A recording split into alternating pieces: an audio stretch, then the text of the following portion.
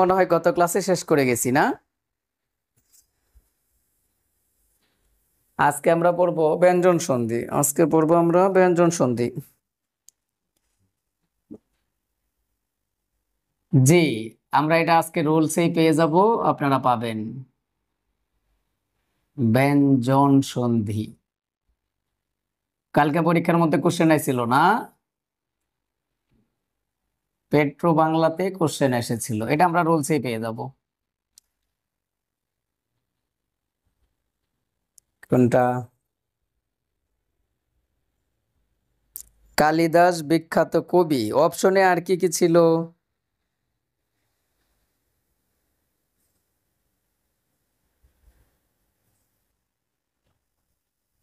হ্যাঁ, ঠিক আছে। ক রস্বইকার মানে এর উত্তর হলো হ্যাঁ বা না। এটাই, হ্যাঁ হ্যাঁ, আচ্ছা ঠিক আছে, এটাই ঠিক। কারণটা হচ্ছে যে ক রস্বইকার কি, এটা হলো অব্যয় পদ। আর ক দীর্ঘইকার কি, এটা হলো সর্বনাম পদ। আর এই কিটা কোথায় ব্যবহার করা যাবে, এই কিটা কোথায় ব্যবহার করা যাবে, এই নিয়মটা হলো যখন আপনি একটা কোশ্চেনের উত্তর হ্যাঁ বা না দিয়ে দিতে পারবেন, সেই কোশ্চেনের কিটা হবে ক রস্বইকার কি। তাহলে কোশ্চেনটা হলো তুমি গীতাঞ্জলি পড়েছো কি, উত্তর হলো হ্যাঁ অথবা না, সুতরাং এই কিটা ঠিক ছিল, তাই এটাই উত্তর হবে। ধন্যবাদ। আচ্ছা, তাহলে আজকে আমরা পড়বো ব্যঞ্জন সন্ধি। ব্যঞ্জন সন্ধির সংজ্ঞা আমরা প্রথম ক্লাসে দিয়ে গেছিলাম। ব্যঞ্জন সন্ধির সংজ্ঞা হলো স্বরধ্বনির সাথে ব্যঞ্জন ধ্বনি, কমা ব্যঞ্জন ধ্বনির সাথে স্বরধ্বনি, কমা ব্যঞ্জন ধ্বনির সাথে ব্যঞ্জন ধ্বনির মিলনে যে সন্ধি হয় সেটাকে বলছি আমরা ব্যঞ্জন সন্ধি। ব্যঞ্জন সন্ধির সংজ্ঞা থেকে আপনার জন্য কোশ্চেন হতে পারে ব্যঞ্জন সন্ধি কয়টা উপায়ে সাধিত হয়। উত্তর হলো 3টি উপায়ে সাধিত হয়: স্বর প্লাস ব্যঞ্জন, ব্যঞ্জন প্লাস স্বর, ব্যঞ্জন প্লাস ব্যঞ্জন। তাহলে এই 3টি উপায়ে ব্যঞ্জন সন্ধি সাধিত হতে পারে। দেখুন, আমরা ব্যঞ্জন সন্ধির রুলসগুলো যদি পড়াইতে থাকি আপনাদেরকে।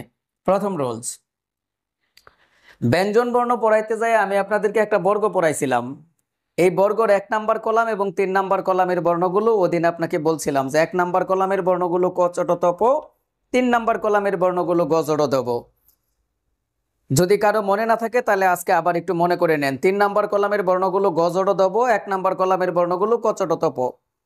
সন্ধিজাত শব্দের মধ্যে যদি 3 নাম্বার কলামের বর্ণ গ জড় দব থাকে, তাহলে আমরা গ জড় দবর বদলে ক চট তপ বসায় দিব, তাহলেই সন্ধি হয়ে যাবে। এটাই 1 নাম্বার নিয়ম। তাহলে আমরা বলবো সন্ধিজাত শব্দে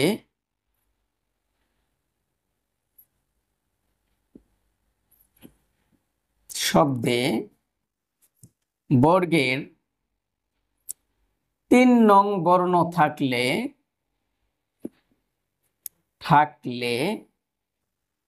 3 নং বর্ণটির বদলে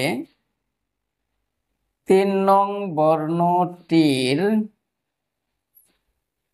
বদলে আমরা 1 নং বর্ণটি বসায় দিব। 1 নং বর্ণটি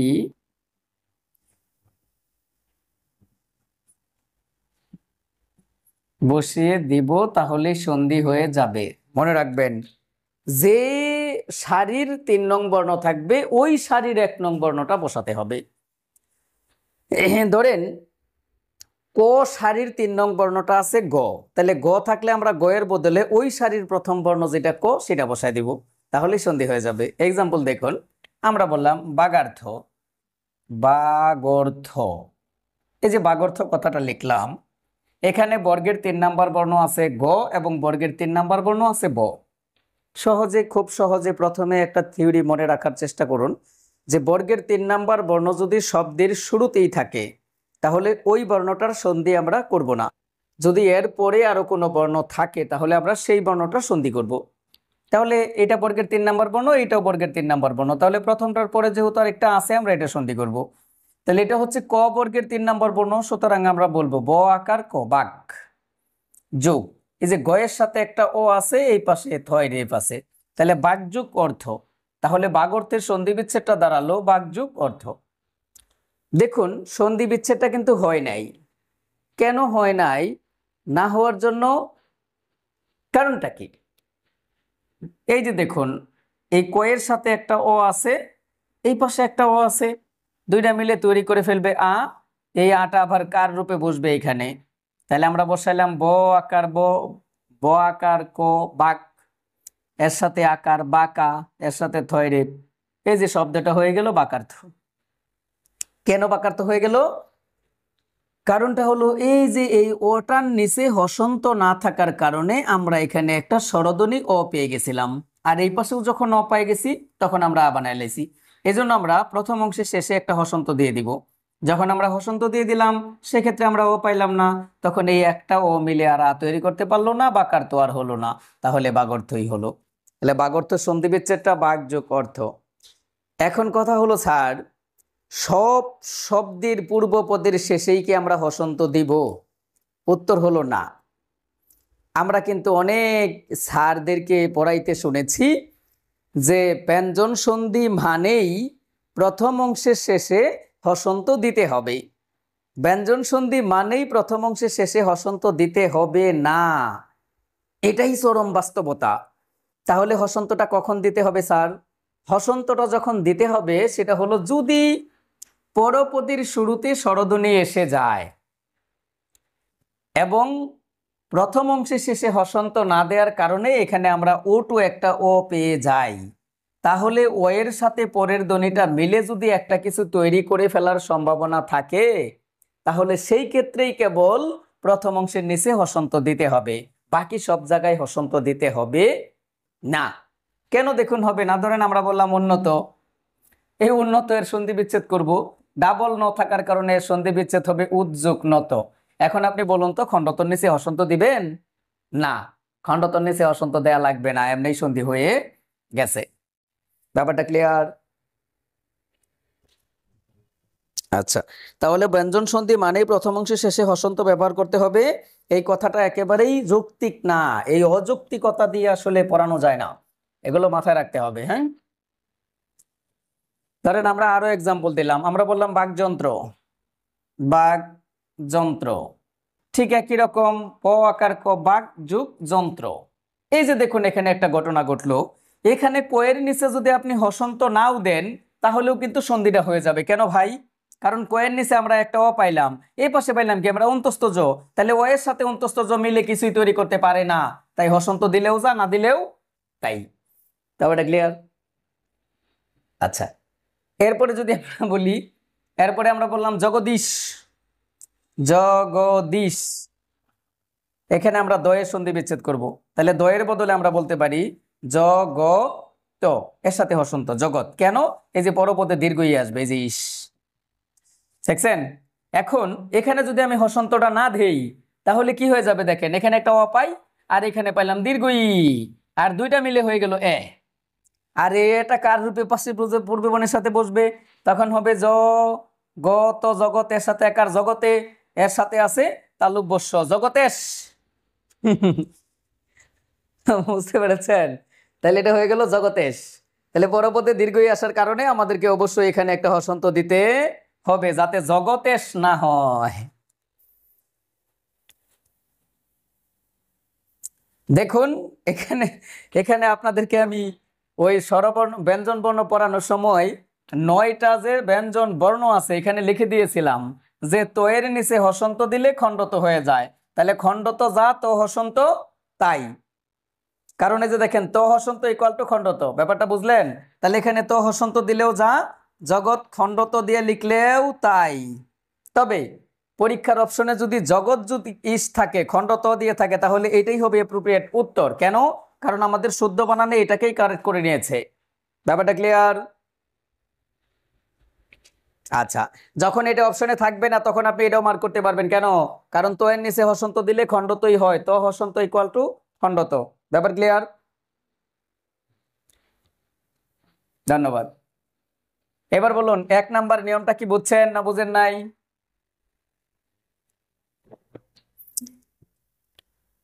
এটা এখানে কয়েকটা ব্যতিক্রম আছে দেখেন, আমরা বললাম সরানন, সরানন, আমরা বললাম ষড়যন্ত্র, ষড়যন্ত্র, আমরা বললাম ষড়ঋতু, ষড়ঋতু। এগুলাও ব্যতিক্রম না, এগুলাও নেমে হয়েছে। আমরা একটু দেখাই। দেখুন, আমরা বলছিলাম বর্গের 3 নাম্বার বর্ণ থাকলে 3 নাম্বার বর্ণটা তুলে 1 নাম্বার বর্ণ বসায় দিবেন।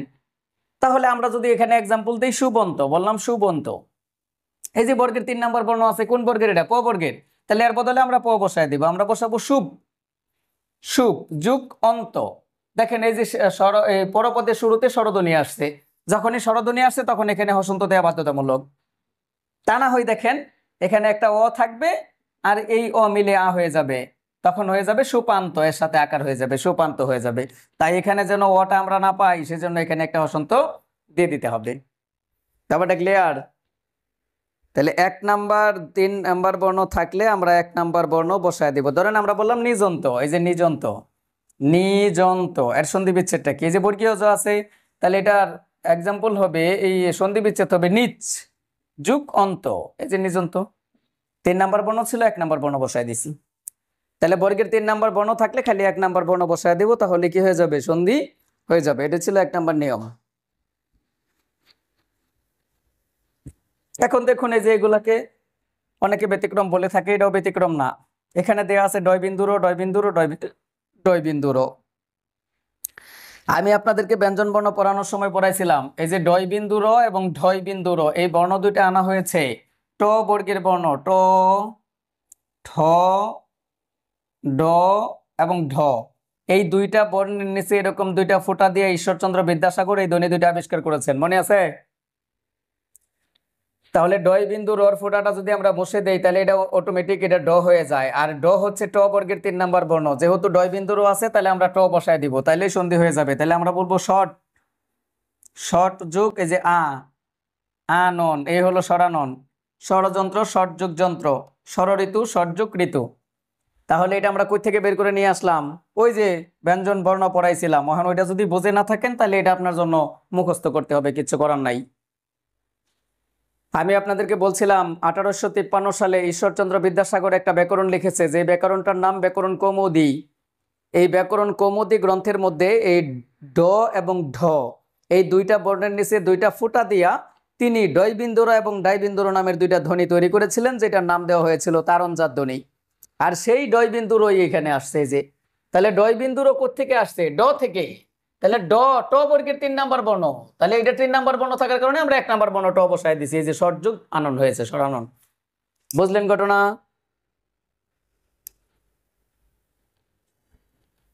কথা বলবেন প্লিজ, বুঝেন নাই?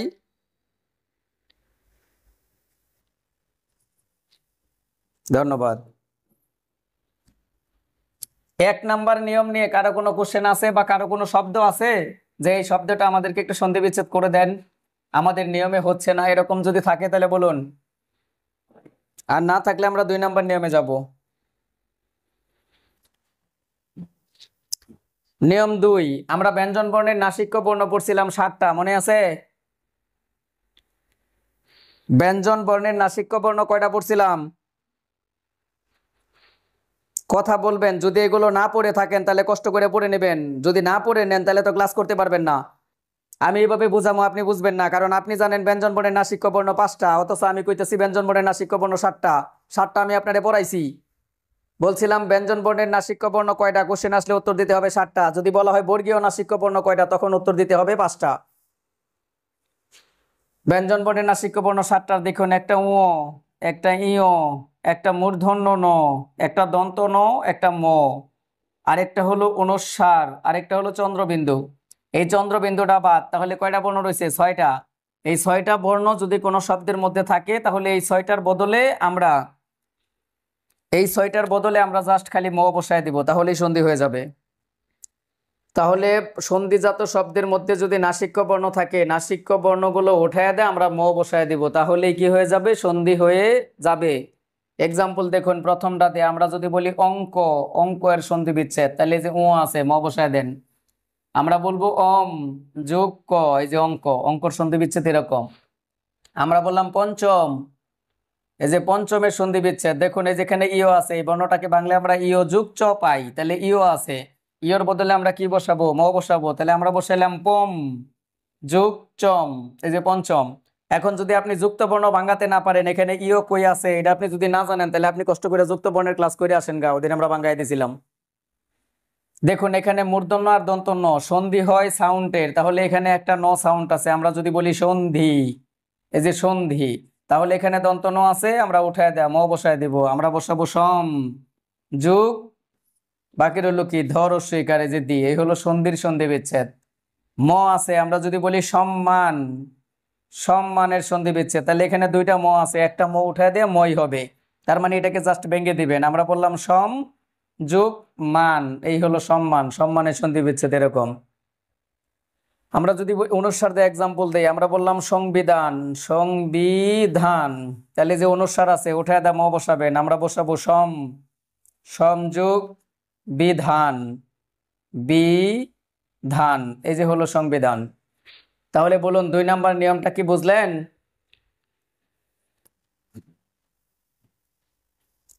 নাসিক্য বর্ণগুলো থাকবো, ম থাকলেও মর পরিবর্তে মই বসাবেন। যেমন এই যেখানে ম ছিল আমরা মই বসাইছি, খালি ভেঙে দিয়েছি। নাসিক্য বর্ণগুলো থাকবো, এগুলো উঠায় দা খালি ম বসায় দিবেন। ময়ের পরে নাসিক্য বর্ণটার পরে যা আছে এটা প্লাসের পরে রেখে দিবেন, এটাই 2 নম্বর নিয়ম, শেষ। 3 নম্বর নিয়মটা দেখুন।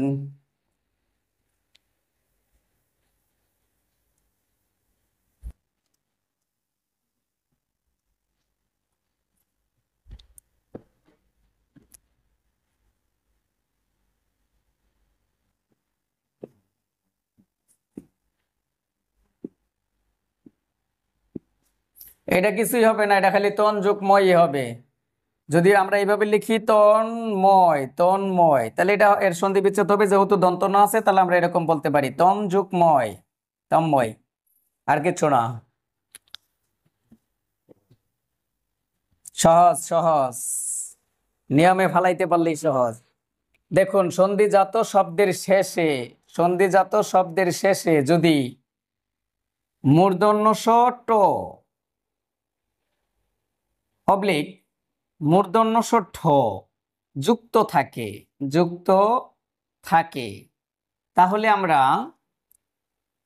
ট এর বদলে লিখব, লিখব ত, আর ঠ এর বদলে লিখব থ, তাহলে সন্ধি হয়ে যাবে।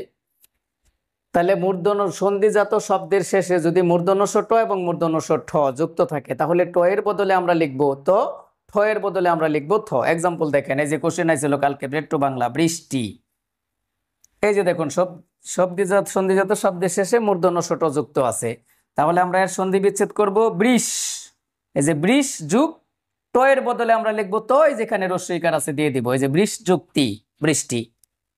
তাহলে আমরা যদি বলি ষষ্ঠ, ষষ্ঠ, তাহলে এটা হবে ষষ্ঠ যুগ থ, ষষ্ঠ। আমরা বললাম বৃষ্টি, বৃষ্টি তো দিলামই। আমরা এবার বলবো উৎকৃষ্ট, উৎকৃষ্ট। দেখুন এই যেখানে মূর্ধন্য ষ ট আছে, তাহলে আমরা এটার সন্ধি বিচ্ছেদ করব উৎকৃষ্ট যুগ ত, উৎকৃষ্ট। আমরা যদি বলি নিকৃষ্ট, তাহলে নিকৃষ্ট যুক্ত।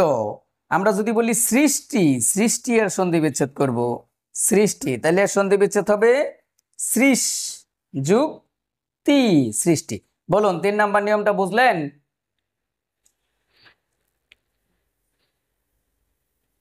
ধন্যবাদ। এবার দেখুন 4 নাম্বার নিয়মটা।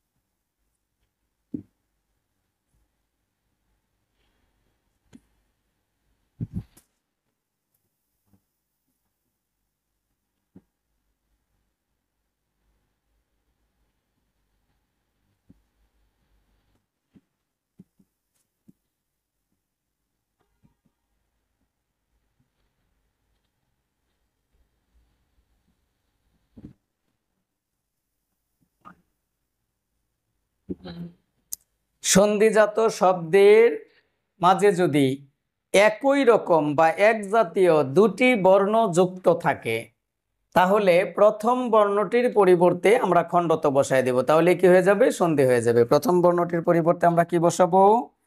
খণ্ডত বসাবো, তাহলে কি হয়ে যাবে? সন্ধি হয়ে যাবে। এক্সাম্পল দেখুন, আমরা এর একটা এক্সাম্পল এর আগে দিয়ে দিছিলাম, আমরা বললাম উন্নত। উন্নত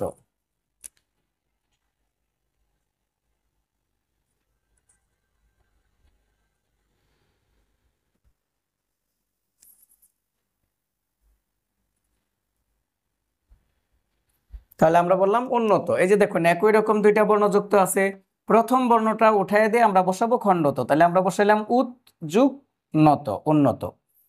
আমরা যদি বলি উল্লেখ, উল্লেখ, তাহলে দেখুন একই রকম দুইটা বর্ণ আছে, প্রথম বর্ণটার বদলে আমরা খণ্ডত বসাবো, তাহলে বলবো উত যুগ লেখ, উল্লেখ। আমরা হ্যাঁ,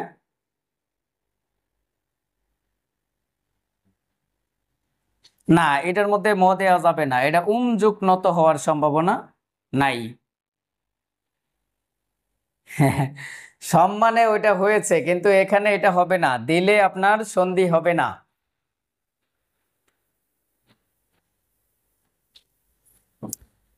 তন্ময় শব্দটা এটা দুইটা ভাবেও সন্ধি বিচ্ছেদ হতে পারে, তম যোগ ময় এইভাবেও হতে পারে, আবার এটা আসলে নিয়মে পড়ে না। এরপরেও যদি এটা অপশনে না থাকে, এটা থাকে তন যোগ ময়, তাহলে এটাও সন্ধি হতে পারে, খালি শব্দটাকে ভেঙে দেওয়া হয়েছে, এটাও সন্ধি হতে পারে। অপশনে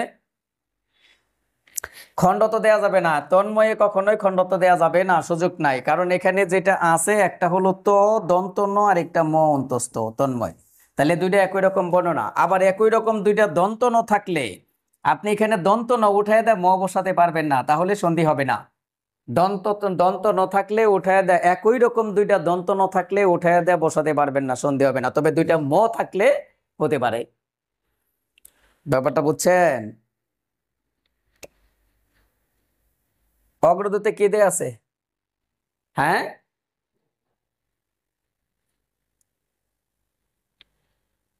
তন্ময় তযুগ খণ্ডত দেয়া আছে, থাকতে পারে। দেখুন থাকতে পারে, কারণটা হচ্ছে যে অনেক সময় দেখা যায় সন্ধির অনেক নিয়মেই অনেক বুয়ে সমাধান দিবার পারে না, এবং সেক্ষেত্রে আমরাও একটু বিপাকে পড়ে যাই। যদি এটা দেয়া থাকে তো দিয়ে, তাহলে তো দিয়েও হতে পারে, ঝামেলা নাই। তবে আমাদের নিয়ম বলছে এটাও হয় এটাও হয়। খণ্ডত যদি এখন অগ্রদূত দিয়ে থাকে তাহলে খণ্ডততেও হবে। এখন কথা হলো স্যার একই সন্ধি কি কয়েকভাবেই হতে পারে? জি হতে পারে। যেমন আমরা বললাম নয়ন, নয়নের সন্ধি বিচ্ছেদ নে যুগ অন, এটাও কিন্তু সন্ধি বিচ্ছেদ। আবার নি যুগ অনট, এটাও কিন্তু সন্ধি বিচ্ছেদ। এখানে অনেকবার পরীক্ষার মধ্যে কোশ্চেন হয়েছে, এটাও কিন্তু নয়ন। ব্যাপারটা কি বুঝলেন? যেমন ওই যে আমরা এর আগে একটা সমাধান দিছিলাম যে দ্বীপ যুগ অয়ন, এটাও অনেকবার পরীক্ষার মধ্যে উত্তর হয়েছে। দ্বীপ যুগ আয়ন, এটাও অনেকবার পরীক্ষার মধ্যে উত্তর হয়েছে। এরকম হতে পারে। আচ্ছা, তাহলে আমরা এখানে এখানে কিন্তু ওই খণ্ডত বসায় দিয়ে, এই খণ্ডত উড়ায় না দেয়া ম দিয়ে উন্নত সন্ধি বিচ্ছেদ করতে পারবো না। এবার এটা এইভাবেই করতে হবে, উদ্যোগ নত উদ্যোগ লেখ, উল্লেখ। এরপরে আমরা দিতে পারি ধরেন উল্লেখিত, উল্লে না উল্লিখিত, উল্লিখিত। তাহলে এর সন্ধি বিচ্ছেদ করবো আমরা কিভাবে? উদ্যোগ লিখিত, লিখিত, এই যে উল্লিখিত। তাহলে এটা ছিল 3 নাম্বার নিয়ম, সরি 4 নাম্বার নিয়ম। দেখুন ওই একই অগ্রদূত বইয়ের মধ্যে কিন্তু এটাও দেয়া আছে, ব্যঞ্জন বর্ণের নাসিক্য বর্ণ 5টি, আপনি পড়ে নেবেন, দেয়া আছে। ব্যঞ্জন বর্ণের নাসিক্য বর্ণ 7টি দেয়া নাই। তাহলে এখন কি উত্তর? কি এটা না এটা? আমি যেটা কইছি এটা ভুল, নাকি অগ্রদূত যেটা কইছে ওইটা ভুল? দুইটাই শুদ্ধ, একটাও ভুল না। যখন আপনাকে বলছে ব্যঞ্জন বর্ণের নাসিক্য বর্ণ কয়টা, অপশনে 7টা আছে, নাচতে নাচতে চোখ বুজে উত্তর দিতে হবে 7টা। যখন বলছে ব্যঞ্জন বর্ণের নাসিক্য বর্ণ কয়টা, অপশনে 7টা নাই, সেক্ষেত্রে আপনি 5টা উত্তর দিতে পারবেন, উত্তর 5টা। ব্যাপারটা বুঝলেন? এরকম ঘটনা অনেকবারই ঘটবে। যেমন আমরা বললাম, ধরেন কোশ্চেন করা হলো পরাশ্রয়ী ধ্বনি কয়টা, পরাশ্রয়ী ধ্বনি কয়টা, অপশনে উত্তর আছে 3টি।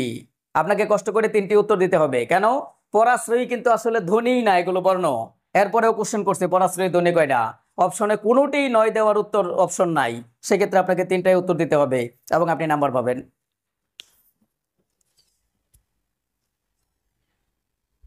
আচ্ছা বলো।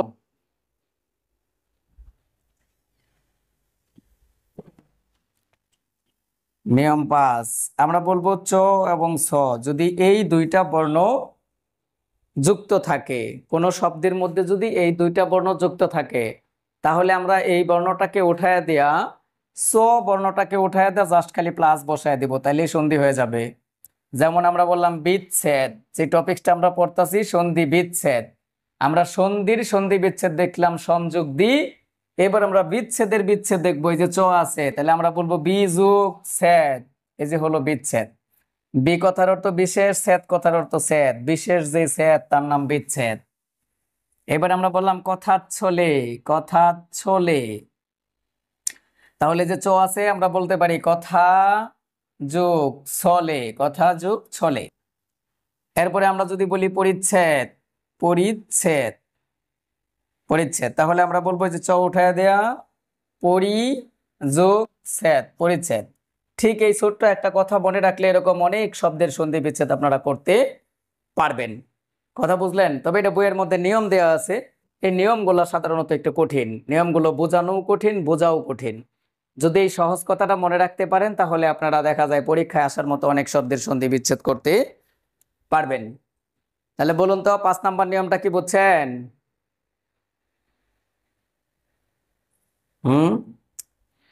দেখুন কিছু কিছু শব্দের থিম অনুযায়ী সন্ধি বিচ্ছেদ করণ লাগে, যেমন আমরা বললাম বিপদ জাল, বিপদ জাল, তাহলে এখানে দেখেন একই রকম দুইটা বর্ণ যুক্ত আছে, তাহলে আমরা কিন্তু এটা এইভাবে বলতে পারি না বিপদ যোগ জাল, তাহলে কিন্তু সন্ধি হচ্ছে না। কেন? কারণ দেখুন বিপদ কথাটা খণ্ডত দেয়া নয়, তাহলে আমাকে বিপদ লিখতে হবে বিপদ যোগ জাল, এই হলো বিপদ জাল। বুঝছেন ঘটনা? তাহলে এরকম কিছু, হ্যাঁ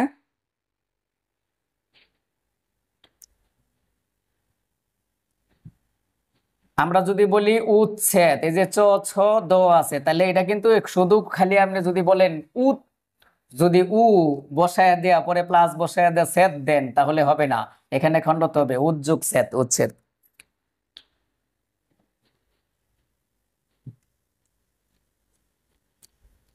তাহলে এটা ছিল আমাদের 5 নাম্বার নিয়ম, একটু প্র্যাকটিস করবেন, প্র্যাকটিস করলে পেয়ে যাবেন। কারণটা হচ্ছে আমরা যে নিয়মটা পড়াইতেছি এটি হলো একদম শর্টকাট নিয়ম, পরীক্ষায় আসার মতো নিয়ম, ব্যঞ্জন সন্ধি থেকে।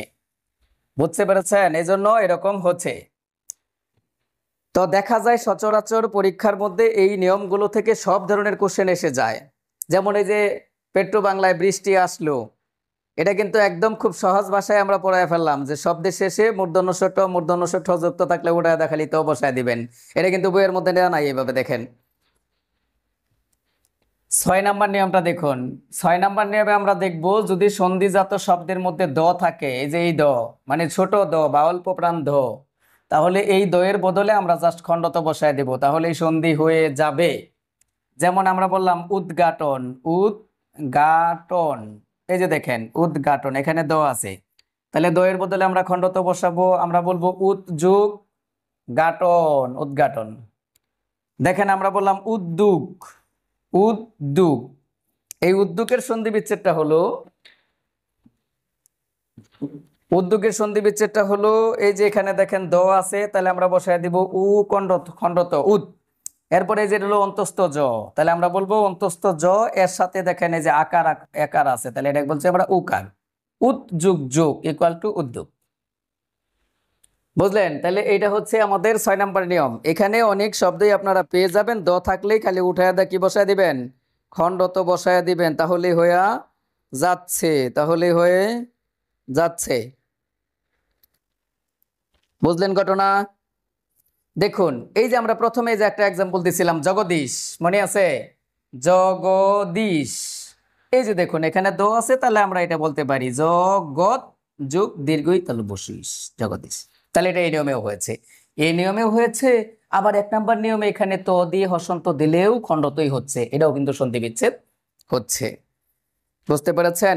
একই কথা দেখুন, একই কথা আপনারা পাবেন, এই যে আমরা বললাম নিষ্ঠা, আমরা কেবলই বলছিলাম যে মূর্ধন্য ষ ঠ শেষে যুক্ত থাকলে তাহলে ঠ এর বদলে থ হয়, তাহলে এর সন্ধি বিচ্ছেদ হওয়ার কথা কিন্তু নি মূর্ধন্য ষ নিস, থ আকার থা, নিস্থা।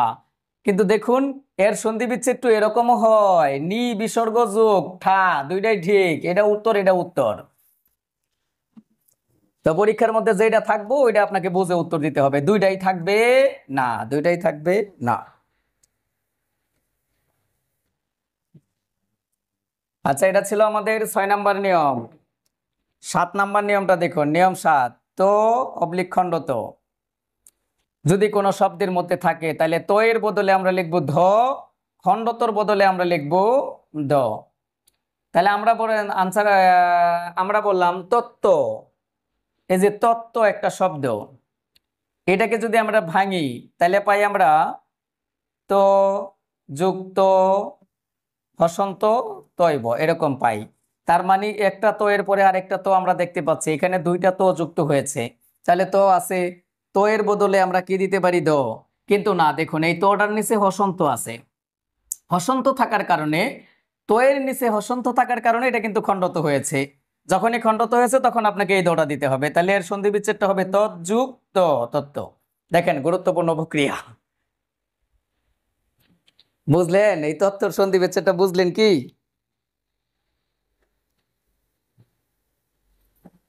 আরেকবার, আমরা এই যুক্ত বর্ণটাকে যদি ভাঙি তাহলে কি পাই? তো হসন্ত, তো হসন্ত ব। তাহলে এই পাশে যখন তো আর ব যুক্ত হয়ে গেল, তাহলে এই পাশে আমরা পাইছিলাম কি? একটা তো হসন্ত পাইছি। তো হসন্ত মানে কি? তো হসন্ত মানে হলো খণ্ডত। তার মানে আমরা তো এর পরে একটা খণ্ডত পাইছি, খণ্ডতর বদলে আমরা দ বসায় দিছি। এই জন্য সন্ধি বিচ্ছেদটা হচ্ছে তৎযুক্ত তত্ত্ব।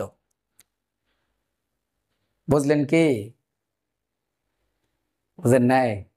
দেখুন আমরা বললাম হৃৎকম্প হয় রি, তো হৃৎকম্প বা হৃৎকম্পন এরকম হতে পারে। তাহলে যে খণ্ডত আছে আমরা কি বসায় দিব? দ। তাহলে আমরা বসাবো এরকম হৃৎ যুগ কম্পন বা কম্প, এই সন্ধি বিচ্ছেদ। আমরা বললাম দেখেন এখানে একটা শব্দ একটু জটিলতা সৃষ্টি করতে পারে আমাদের এই নিয়ম অনুযায়ী। সেটা হলো আমরা বললাম খুদ পিপাসা। খুদ পিপাসা, এখানে খণ্ডত আছে, আমাদের নিয়ম বলছে দ দিতে হবে। কিন্তু আমরা যদি দ দেই তাহলে সন্ধি বিচ্ছেদটা হবে না। খুদ যুগ পিপাসা, পিপাসা কেন হলো না? দেখুন এই খুদ পিপাসা কথাটার অর্থ হলো ক্ষুধা যুগ পিপাসা। যখন আমরা এখানে এই ছোট দ বা অল্প প্রাণ দ দিয়ে দিলাম তখন এই খুদ কথার অর্থ হয়ে গেল ক্ষুদ্র। তাহলে ক্ষুদ্র যুগ পিপাসা, এটা কি খুদ পিপাসা? না, এটা হলো ক্ষুধা যুগ পিপাসা, খুদ পিপাসা। তাই এর সন্ধি বিচ্ছেদটা হবে এরকম খুদ যুগ পিপাসা, পিপাসা। এখানে খণ্ডত থাকার পরেও আমরা অল্প প্রাণ দ দিতে পারলাম না, মহাপ্রাণ দ দিতে হলো। কারণটা হলো না হলে অর্থ হচ্ছে না। এই খুদ কথার অর্থ হলো ক্ষুধা। তাহলে ক্ষুধা যোগ পিপাসা, এই হলো খুদ পিপাসা। তাহলে আমাদের এই নিয়মটাতে এই শব্দটা একটু ঝামেলা করতে পারে, আপনি এটাকে ফোকাস করেও রাখতে পারেন। এছাড়া মোটামুটি আর আসার মতো পরীক্ষার মধ্যে যত শব্দ আছে আপনি এই নিয়মে পেয়ে যাবেন। ব্যাপারটা কি বুঝতে পারলেন?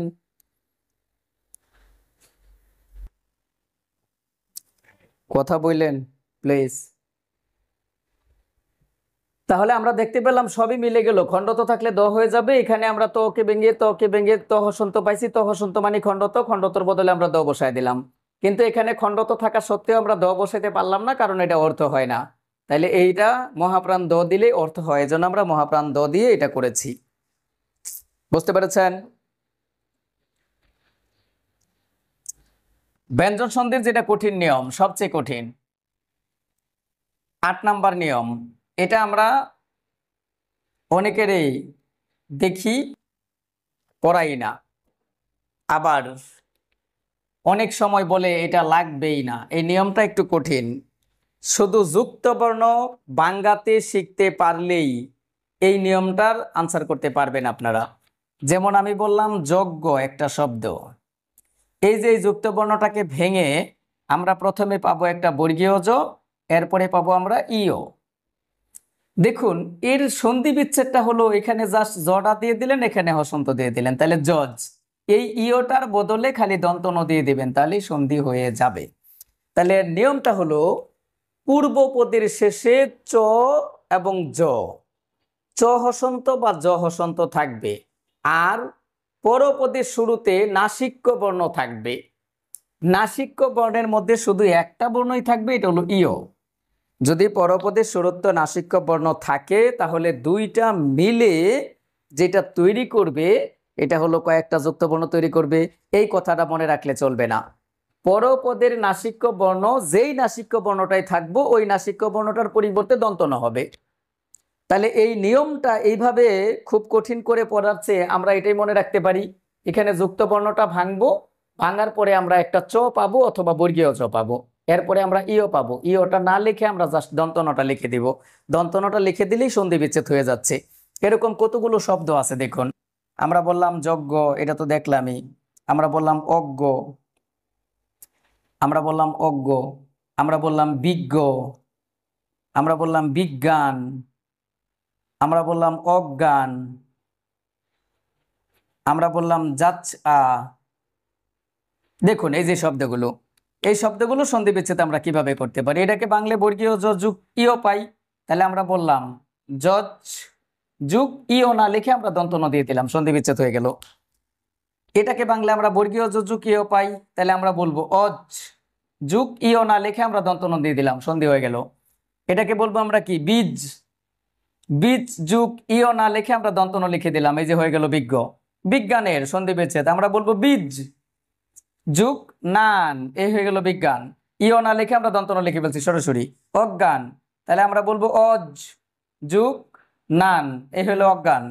এরপরে যাচ আর সন্ধি বিচ্ছেদ কি, আমরা বলবো যাচ যুগ, এই যে ও আছে ইও আছে, ইওর বদলে আমরা লিখবো দন্ত ন আকার না, তাহলে যাচ যুগ না ইকুয়াল টু যাচ্ছা, সন্ধি বিচ্ছেদ। তাহলে এটাই ছিল আমাদের 8 নাম্বার নিয়ম, এবং একটু কঠিন নিয়ম পড়ে আপনি এটাকে মনেও রাখতে পারবেন না, বুঝতে অসুবিধা হবে। যদি খালি আপনি এই যুক্ত বর্ণগুলো ভাঙাতে শিখতে পারেন, তাহলে ভাঙাতে পারলে আমরা ওই পাশে একটা ইও পাবো, ইওটা আমরা না লিখে ইওর বদলে আমরা জাস্ট খালি দন্ত ন লিখে দিব, সন্ধি হয়ে যাবে। এরকম যত শব্দ আছে সব সন্ধির সন্ধি বিচ্ছেদ এরকম হবে। বলুন এই নিয়মটা বুঝলেন? ধন্যবাদ। এটা কিন্তু একটা জটিল নিয়ম পড়াইছি। বিজ্ঞানের সন্ধি বিচ্ছেদ, অজ্ঞানের সন্ধি বিচ্ছেদ। এরপরে আপনারা বিশেষ নিয়মে কিছু বিশেষ নিয়মে সাধিত কিছু সন্ধি পাবেন, ব্যঞ্জন সন্ধি, এগুলো কষ্ট করে আপনাকে মুখস্থ করতে হবে। যেমন সংস্কৃতি, সংস্কার, সংস্কৃত, পুরস্কার, এরকম কিছু শব্দ আছে, এগুলো কষ্ট করে আপনাকে মুখস্থ করতে হবে। এছাড়াও নিপাতনে সিদ্ধ কিছু ব্যঞ্জন সন্ধি আছে। এই নিপাতনে সিদ্ধ ব্যঞ্জন সন্ধিগুলো আপনাকে শব্দও মুখস্থ করতে হবে, বিচ্ছেদও মুখস্থ করতে হবে। কেন শব্দ মুখস্থ করতে হবে, বিচ্ছেদ মুখস্থ করতে হবে? আপনার পরীক্ষার মধ্যে কোশ্চেন আসতে পারে নিচের কোন শব্দটি নিপাতনে সিদ্ধ ব্যঞ্জন সন্ধি, সেখানে 4টা শব্দ থাকবে, কষ্ট করে আপনাকে নিপাতনে সিদ্ধ ব্যঞ্জন সন্ধি শব্দটা খুঁজে আনসার করতে হবে। ব্যাপারটা বুঝছেন? তাহলে এই শব্দগুলো মনে রাখার জন্য আমরা একটা টেকনিক দিতে পারি। টেকনিকটা হলো পতঞ্জলি ও মনীষা দুইজন ম্যাডাম আশ্চর্য হয়ে পরস্পর তাকায়। তার মানে তারা অবাক হয়ে একজন আরেকজনের দিকে তাকায়। কেন তাকায়? তারা সেই তস্কর বা চুরগুলোকে চিনে ফেলে। তস্কর মানে চুর, যেই চুরগুলো গত বৃহস্পতিবার রাতে ষোড়শ কিংবা 11 জন মিলে, অর্থাৎ 16 জন কিংবা 11 জন মিলে ধুলুক নামের এক ব্যক্তির গুষ্পত আর বনস্পতি ধ্বংস করেছে। এই যে বক্তব্যটা আমি দিলাম, এটা যদি আপনি মনে রাখতে পারেন তাহলে আপনি নিপাতনে সিদ্ধ ব্যঞ্জন সন্ধির শব্দগুলো মনে রাখতে পারবেন। এখানে পতঞ্জলি, মনীষা, তারপরে পরস্পর, আশ্চর্য, তারপরে বৃহস্পতি, এরপরে হচ্ছে তস্কর, এরপরে একাদশ এবং ষোড়শ, তারপরে হচ্ছে আপনার ধুলুক, গুষ্পত আর বনস্পতি। এই কয়টা নিপাতনে সিদ্ধ ব্যঞ্জন সন্ধি। আচ্ছা বলুন, এটা লিখে দিতে হবে? লিখে দিতে হবে না? দেখুন তাহলে আমরা একটু লিখে দেওয়ার চেষ্টা করি, দেখি পারি কিনা। পতঞ্জলি ও মনীষা, আমরা বললাম পতঞ্জলি, পতঞ্জলি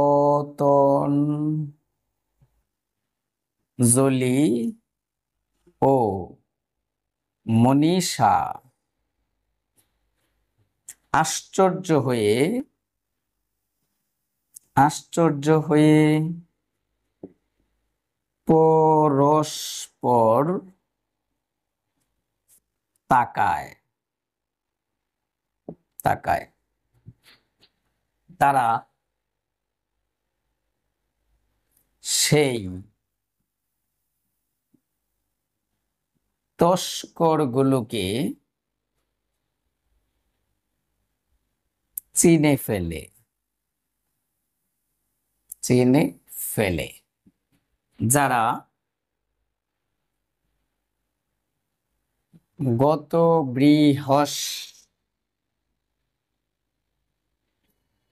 বৃহস্পতিবার রাতে ষোড়শ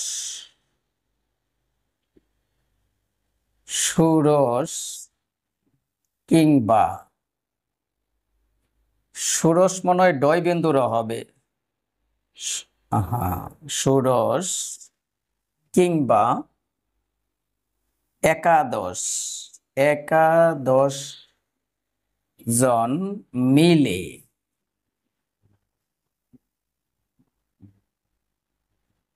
ঢোলক নামের এক ব্যক্তির এক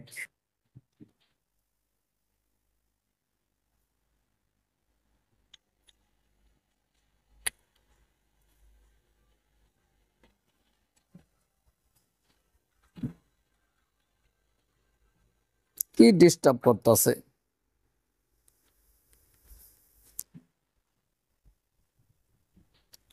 দোলক বানানটা ভুল হয়েছে, দোলকের জফলাটা এখানে হবে দয়ের সাথে। দোলক নামের লিখি নাই, দোলক নামের এক ব্যক্তির গোষ্পদ আর বনস্পতি ধ্বংস করেছে। দেখুন, এই হলো শব্দগুলো। তাহলে আমরা বললাম একটা পতঞ্জলি, একটা মনীষা, একটা আশ্চর্য, একটা পরস্পর, আরেকটা হলো তস্কর, আরেকটা হলো বৃহস্পতিবার না, বৃহস্পতি, এরপরে হচ্ছে ষোড়শ, এরপরে একাদশ, তারপরে হচ্ছে ধুলক, এরপরে গুষ্পদ, আরেকটা হলো বনস্পতি। এই হলো নিপাতনে সিদ্ধ ব্যঞ্জন সন্ধিগুলো। একটা, দুইটা, তিনটা, চারটা, পাঁচটা, ছয়টা, সাতটা, আটটা, নয়টা, দশটা। এই 10টা শব্দ আপনাকে কষ্ট করে মুখস্থ করতে হবে। এর সন্ধি বিচ্ছেদও মুখস্থ করতে হবে, কারণ কোনো নিয়মে হচ্ছে না, কষ্ট করে এগুলো বিচ্ছেদ মুখস্থ করতে হবে। তাহলে আপনি এটা এইভাবে পড়েও মুখস্থ রাখতে পারেন, অথবা শব্দগুলো যদি আপনি পড়ে মুখস্থ রাখতে পারেন সেটাও বেটার। যেভাবে আপনি মনে রাখতে পারেন মনে রাখতে হবে। কথা হলো পরীক্ষার মধ্যে এখান থেকে কোশ্চেন আসতে দেখা যায়, আসলে যেন আমরা আনসার করতে পারি। বুঝলেন?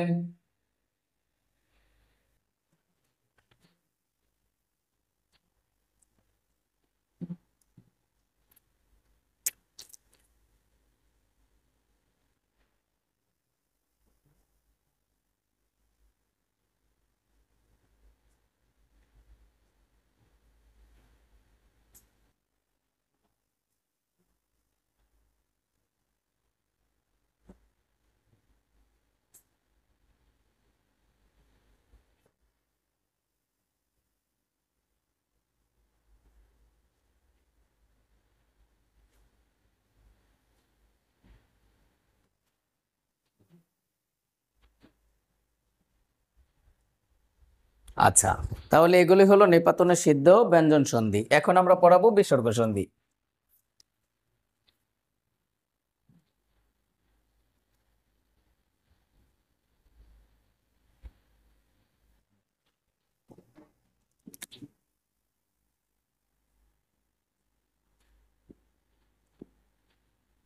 বিসর্গ সন্ধি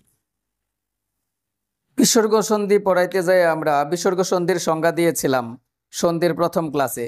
আমরা বলেছিলাম বিসর্গ প্লাস স্বরধ্বনি এবং বিসর্গ প্লাস ব্যঞ্জনধ্বনির মিলনে যে সন্ধি হয় সেটার নামে বিসর্গ সন্ধি। কোশ্চেন হতে পারে বিসর্গ সন্ধি কত প্রকার, এমন কোশ্চেনের উত্তর হলো বিসর্গ সন্ধি দুই প্রকার। বিসর্গ সন্ধি দুই প্রকার, একটা হলো র জাত বিসর্গ, রজাত বিসর্গ, আরেকটা হলো স্বজাত বিসর্গ। আসুন, রজাত বিসর্গ কাকে বলে, স্বজাত বিসর্গ কাকে বলে। রজাত বিসর্গর সংজ্ঞাটা হলো র এর স্থানে বিসর্গ বসানোর নিয়মকে বলা হয় রজাত বিসর্গ, আর স এর স্থানে বিসর্গ বসানোর নিয়মকে বলা হয় স্বজাত বিসর্গ। তাহলে আমরা বললাম র এর জায়গাতে বিসর্গ বসানোর নিয়মকে বলা হয় রজাত বিসর্গ। তাহলে অন্তস্থ র একটা বর্ণ, এর সংক্ষিপ্ত রূপ আছে দুইটা, একটা রেফ আর একটা রফলা। এই তিনটার মধ্যে কোনো একটা নিয়মকে আমরা এখনো পর্যন্ত পড়েছি? আপনারা বলতে পারবেন কি কেউ? বলুন তো দেখি। অন্তস্থ র, রেফ এবং রফলা, এই তিনটার মধ্যে কোনো একটা নিয়মকে আমরা এখনো পর্যন্ত পড়েছি সন্ধিতে? কোনটা? এই র এর নিয়ম পড়ছেন? মনে হয় কইলে হইতো না তো, কখন লাগবো? ডিরেক্টলি বলতে হবে যে র এর নিয়ম আমরা পড়েছিলাম কোথাও? পড়ি নাই। আমরা স্বরসন্ধির 8 নম্বর নিয়মে পড়েছিলাম, একটা হলো অর আর একটা হলো আর। তাহলে এখানে কোনো র এর নিয়ম আমরা পড়ি নাই, নিয়মটা ছিল অর এর এবং আর এর। 9 নম্বর নিয়মে আমরা পড়ছিলাম অন্তস্থ র বানাইছিল এবং এই রটা ফলা রূপে প্লাসের পূর্বের বর্ণের সামনে বসেছিল।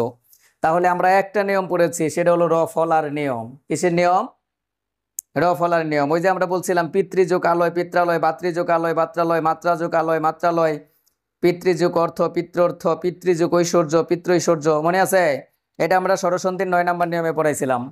তাহলে এখানে আমরা দেখতে পেলাম যে অন্তস্থ র, রেফ এবং রফলা, এই তিনটার মধ্যে আমরা একটা নিয়ম পড়ে ফেলেছি, রফলার নিয়মটা পড়ে ফেলেছি। এর সারা বাকি রইল অন্তস্থ র আর রেফ। এই দুইটা যদি কোনো শব্দের মধ্যে থাকে তাহলে আমরা এই দুইটার বদলে জাস্ট খালি বিসর্গ বসায় দিব, তাহলেই রজাত বিসর্গ হয়ে যাবে। মনে রাখবেন, এর আগে যদি আমরা র দিয়ে কোনো নিপাতনে সিদ্ধ স্বরসন্ধি, নিপাতনে সিদ্ধ ব্যঞ্জন সন্ধি, বিশেষ নিয়মে সাধিত ব্যঞ্জন সন্ধি এগুলো যদি পড়ে থাকি তাহলে ওইগুলো ব্যতীত হতে হবে। আচ্ছা, তাহলে আমরা বললাম ধরেন অন্তর্গত, অন্তর্গত, এই যে দেখেন রেফ আছে, রেফটা গ এর আগে, তাহলে আমরা রেফটা উঠায় দা খালি বিসর্গ বসায় দিব, সন্ধি হয়ে যাবে। আমরা বললাম অন্ত বিসর্গ যুগ গত, এই যে অন্তর্গত। আচ্ছা, এবার আমরা বললাম অন্তর্দান, অন্তর্দান, তাহলে রেফ আছে উঠায় দিব, আমরা উঠায় দা বসাবো অন্ত বিসর্গ যুগ ধান, এই যে অন্তর্দান। আমরা বললাম প্রাতরাস, প্রাতরাস, তাহলে যে অন্তঃস্তর আছে এটা উঠায় দিয়ে আমরা বসাবো প্রাত বিসর্গ যুগ, এই যে এখানে দেখুন আ আছে, তাহলে এটা হবে আস, এই যে আস, তাহলে প্রাত বিসর্গ যুগ আস। আমরা যদি বলি অন্তরীপ, অন্তরীপ, তাহলে এই যে অন্তঃস্তর আছে আমরা বসায় দিলাম অন্ত বিসর্গ যুগ দীর্ঘ ইপ ও ইপ, এই যে অন্তঃস্তরের সাথে দীর্ঘ ছিল, এটাই হলো রজাত বিসর্গ। বলুন রজাত বিসর্গ বুঝলেন? ধন্যবাদ। এবার আমরা দেখব স্বজাত বিসর্গ। বাংলা ভাষায় আমরা 3টা স পড়েছি, একটা তালব্য স, একটা মূর্ধন্য স, একটা দন্ত স। এই 3টা স যদি কোনো শব্দের মধ্যে আসে তাহলে আমরা এই সগুলার পরিবর্তে খালি বিসর্গ বসায় দিব, সন্ধি হয়ে যাবে। তবে মনে রাখবেন, আমরা কিন্তু নিপাতনে সিদ্ধ স্বরসন্ধির মধ্যে পড়ে আসছি স্বৈর, সেখানে আপনি বিসর্গ বসায় দিয়ে সন্ধি করতে পারবেন না। আমরা বলছিলাম ওখানে স্বৈর রাজা গবেন্দ্র, তার 2 মন্ত্রী গবেশ্বর, এখানেও তালব্য স আছে, উঠায় দা বিসর্গ বসা যাবে না। গবেশ্বর ও শুদ্ধোদন, এই যে এখানেও স আছে, বিসর্গ বসানো যাবে না। শুদ্ধোদনকে সাথে নিয়ে সকালবেলার মারতণ্ড দেখবেন বলে গৌবাক্ষ পথে তাকালেন, তাকায় তিনি একদিকে দেখলেন সারঙ্গ, এখানেও মূর্ধন্য স আছে, বিসর্গ বসানো যাবে না। সারঙ্গ হাতে এক প্রৌঢ় কুলটা নারী, তার সীমন্ত এলোমেলো, এই সীমন্তর মধ্যে দন্ত স আছে, উঠায় দা বিসর্গ বসানো যাবে না। তাহলে নিপাতনে সিদ্ধ এবং বিশেষ নিয়মে সাধিত যে সন্ধিগুলো আছে এগুলো ব্যতীত হতে হবে, এগুলো কিন্তু মাথায় রাখতে হবে। এগুলো ব্যতীত কোনো শব্দের মধ্যে তালব্যস্য মূর্ধন্যস্য দন্তস্য থাকলে উঠায় দিয়ে আপনি সন্ধি বসায় দিবেন, এই বিসর্গ বসায় দিবেন, সন্ধি হয়ে যাবে। যেমন আমরা বললাম নিশ্চয়, নিশ্চয়। এই যে তালব্যস্য আছে উঠায় দিলাম, উঠায় দিয়ে আমরা বসাবো নি বিসর্গ যুগ চয়, নিশ্চয়। মূর্ধন্যস্য আমরা বললাম দুষ্কর, দুষ্কর। এই যে দেখেন মূর্ধন্যস্য আছে, তাহলে আমরা বসায় দিব দু বিসর্গ যুগ কর, দুষ্কর। আমরা বললাম দন্তস্ব দিয়ে, আমরা বললাম নমস্কার, নমস্কার। এই যে নমস্কারের সন্ধি বিচ্ছেদ দন্তস্ব আছে, আমরা বসায় দিব নম বিসর্গ যোগ কার, এই হয়ে গেল নমস্কার। বলুন সজাত বিসর্গ বুঝলেন? জি না, বৃহস্পতি তো অবশ্যই নিপাতনে সিদ্ধ ব্যঞ্জন সন্ধিতে আমরা পড়ে আসছি, ওটা বৃহৎ যুগ প্রতি, বৃহস্পতি বিসর্গ দেয়া যাবে না। ওখানে আমরা পড়ে আসছি পরস্পর, দন্তস্ব উঠায় দিয়ে আপনি বিসর্গ বসাতে পারবেন না, ওটারও সন্ধি বিচ্ছেদ হবে পর যুগ পর। আমরা পড়ে আসছি তস্কর, এই দন্তস্ব উঠায় এত বিসর্গ যুগ কর দেয়া যাবে না, ওটা তৎযুগ কর, তস্কর। ব্যাপারটা কি বুঝলেন? গুষ্পদ, গু বিসর্গ যুগ পদ দেওয়া যাবে না, ওটা এমনি গু যুগ পদ, গুষ্পদ। ব্যাপারটা ক্লিয়ার? হ্যাঁ, তাহলে ওগুলো কষ্ট করে আপনাকে ওগুলো ব্যতীত হতে হবে, তাহলেই কেবল র উঠাতে পারবেন এবং তালব্যস্য মূর্ধন্যস্য দন্তস্ব উঠাতে পারবেন, তাহলেই কেবল সন্ধি হবে, আদারওয়াইজ নট। দেখুন এই বিসর্গ সন্ধির 1 নাম্বার নিয়ম, একটা নিয়ম দেখুন।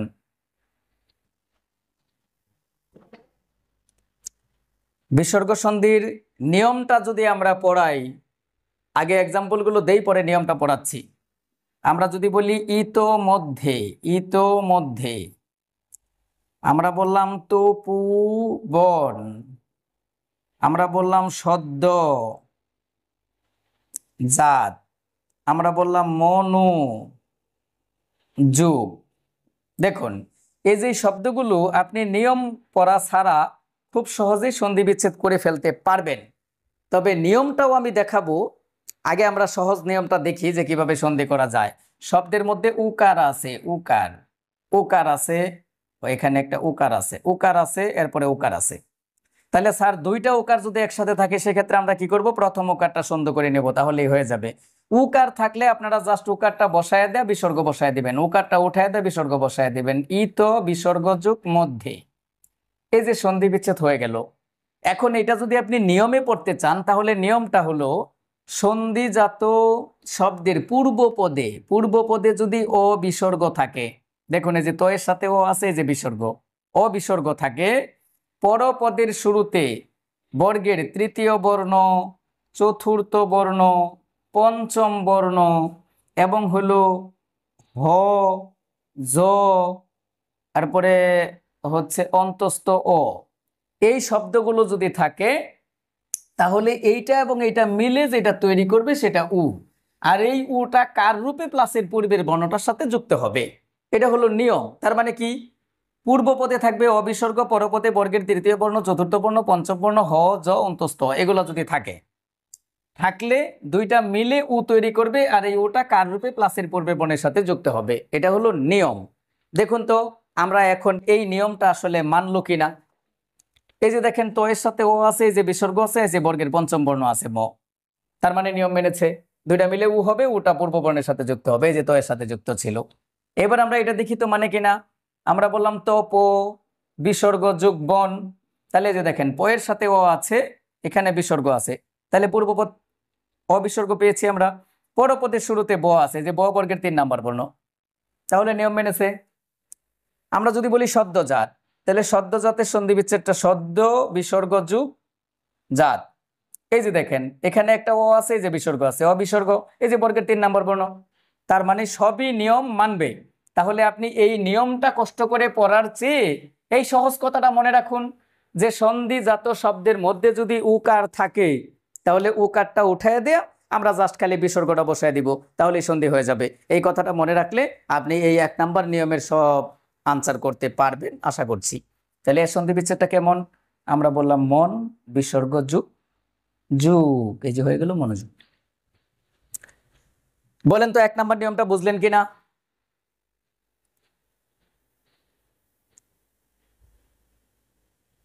কথা বলবেন প্লিজ, 1 নাম্বার নিয়মটা বুঝেছেন?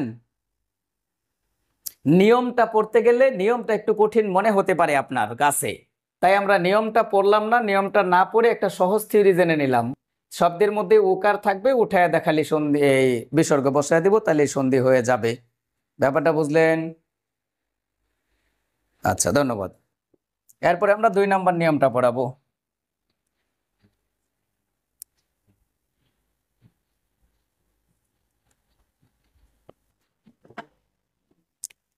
নিয়ম 2, শব্দগুলো আগে লিখে দেই, তারপরে নিয়ম দিব। নীরব,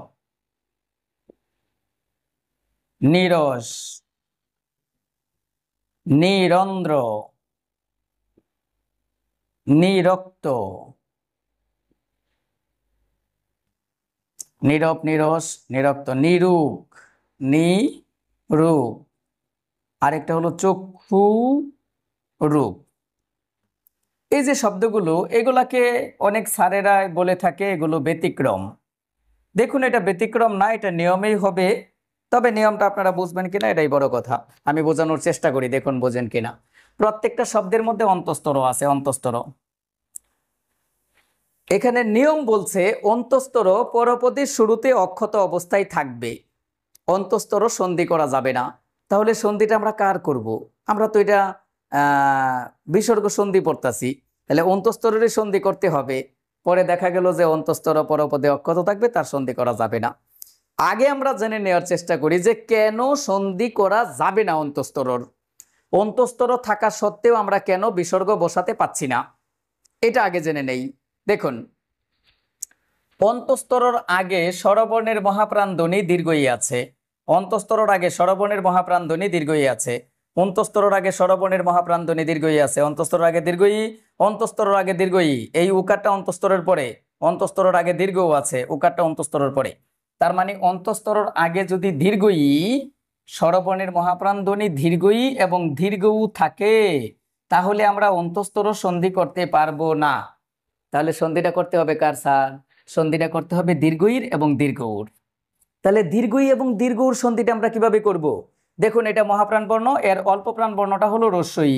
এই রস্যইর সাথে যখন আপনি বিসর্গ বসায় দেবেন তখনই দীর্ঘই হয়ে যাচ্ছে। এর অল্প প্রাণ বর্ণটা হলো রস্যু, রস্যুর সাথে বিসর্গ বসায় দিবেন তাহলেই দীর্ঘ হয়ে যাচ্ছে। ব্যাপারটা ক্লিয়ার? তাহলে আমরা অন্তঃস্তরকে পরপদে অক্ষতই রাখতে পারবো আমরা যদি দীর্ঘই সন্ধিটা করে নেই। দীর্ঘই সন্ধিটা কিভাবে করব? এই যে নি বিসর্গ যুগ রব, দেখুন নীরব, নিয়মে হয়েছে। ব্যাপারটা কি বুঝছেন? তাহলে স্যার এর নিয়মটা কি? নিয়মটা হলো, দেখুন, আমরা এখানে বলতে পারি রস্যই বিসর্গ অবলিক রস্য বিসর্গ। পূর্বপদের শুরুতে রস্যই বিসর্গ এবং রস্য বিসর্গ থাকবে। পরপদের শুরুতে যদি অন্তঃস্তর থাকে, দুইটা মিলে যেটা তৈরি করবে সেটা দীর্ঘই তৈরি করবে। আর এই দীর্ঘইটা প্লাসের পূর্বে বর্ণটার সাথে যুক্ত হয়ে যাবে। ব্যাপারটা ক্লিয়ার?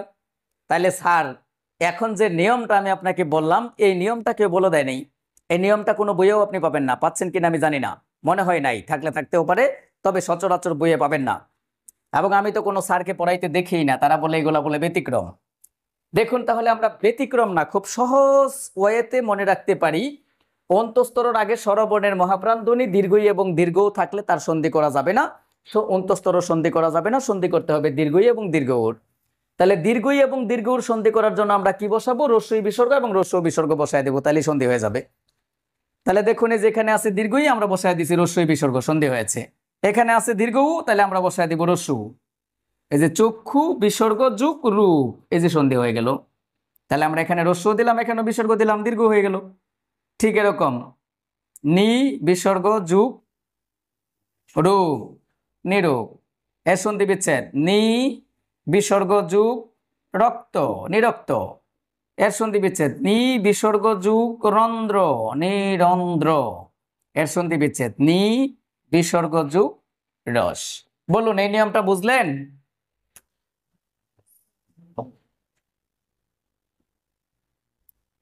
কথা বলবেন প্লিজ। একটা গুরুত্বপূর্ণ নিয়ম পড়ায় দিয়ে গেছি, যদি এই নিয়মটা বুঝে থাকেন তাহলে আমাকে জানাবেন।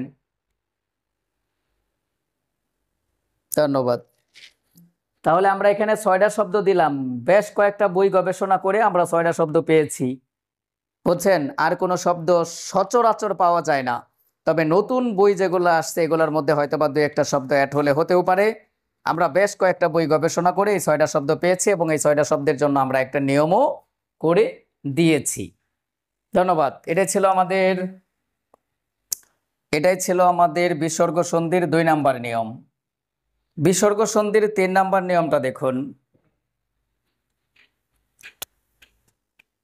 এই নিয়মটা দিয়ে ছেড়ে দিব, এই একটা নিয়মের জন্য আর রেখে দেওয়া যাবে না। তাহলে দেখুন, আমরা এখানে বলতে পারি রস্যই বিসর্গ এবং রস্যু বিসর্গ। পরপদের শুরুতে থাকবে দন্তস ত, দন্তস প এবং দন্তস ফ। একটু খেয়াল করে দেখুন, পূর্বপদের শেষে রস্যই বিসর্গ এবং রস্যু বিসর্গ থাকবে। পরপদের শুরুতেই দন্তস ত, দন্তস প, দন্তস থ, দন্তস এটা হচ্ছে দন্তস থ, দন্তস থ। এই শব্দগুলো যদি, এই বর্ণগুলো, এই যুক্ত বর্ণগুলো যদি থাকে, তাহলে আপনি কষ্ট করে এই দন্তস উঠায় দেয়া বিসর্গ বসাতে পারবেন না। দন্তস ত, দন্তস প, দন্তস থ পরপদে অক্ষতই রাখতে হবে। এখানে 3টা যুক্ত বর্ণ আমরা দেখাইছি। এই 3টা যুক্ত বর্ণ দিয়ে আমরা 3টা শব্দই দিব। সচরাচর বইগুলো খুঁজলে 3টা শব্দই পাওয়া যায়। যেমন আমরা বললাম নি বিসর্গ যুগ স্তব্ধ, স্তব্ধ। তাহলে এর মূল শব্দটা হলো এই যেরকম নিস্তব্ধ, নিস্তব্ধ। দেখুন, আপনি এখানে দন্তস উঠায় দেয়া বিসর্গ বসাতে পারবেন না। কেন পারবেন না ভাই? কারণ এই শব্দটা এইভাবেও শুদ্ধ, এই শব্দটা যদি আপনি এইভাবেও লিখেন তখনও শুদ্ধ। যেহেতু 2টা ভাবেই শুদ্ধ, সেহেতু আপনি দন্তস উঠায় দেয়া বিসর্গ বসাতে পারবেন না। প্রয়োজনে অতিরিক্ত বিসর্গ এনে লিখতে পারবেন, কিন্তু দন্তস উঠায় দেওয়া যাবে না। পরপদে দন্তস তো অক্ষতই থাকবে। পরেরটা নি বিসর্গ যোগ স্পন্দন, স্পন্দন। তাহলে এর সন্ধিটা হবে নিস্পন্দন, নিস্পন্দন।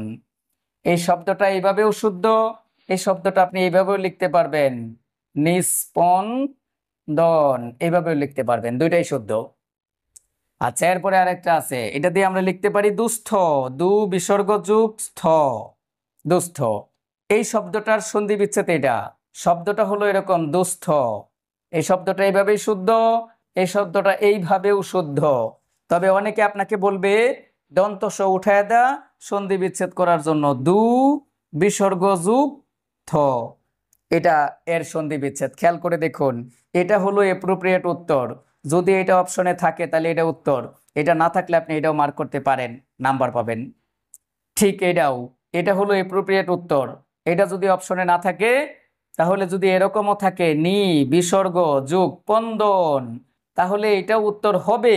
যদি এটা না থাকে, মনে রাখবেন, যদিও এর কোনো অর্থই নাই, এটা সন্ধি হয়েছে না, তারপরেও এটা উত্তর হবে কখন? এটা যখন না থাকবে। ঠিক এটাই, নি বিসর্গ যুগ তব্দ, এটাও উত্তর হবে যখন এটা না থাকবে। এটা থাকলে এটা উত্তর, না থাকলে এটা উত্তর। কথা বুঝলেন? যদিও এর সন্ধি হয় নাই, এটার কোনো অর্থ হয় নাই, তারপরেও আপনি আনসার করতে পারবেন। কখন? যখন অপশনে এটা থাকবে না তখন এটা, যখন অপশনে এটা থাকবে না তখন এটা, যখন অপশনে এটা থাকবে না তখন এটা। এই 3টা শব্দের জন্য এই একটু ব্যতিক্রমতা আছে, আপনাকে একটু নজর দিয়ে পড়তে হবে। বলুন, ব্যাপারটা কি বুঝলেন?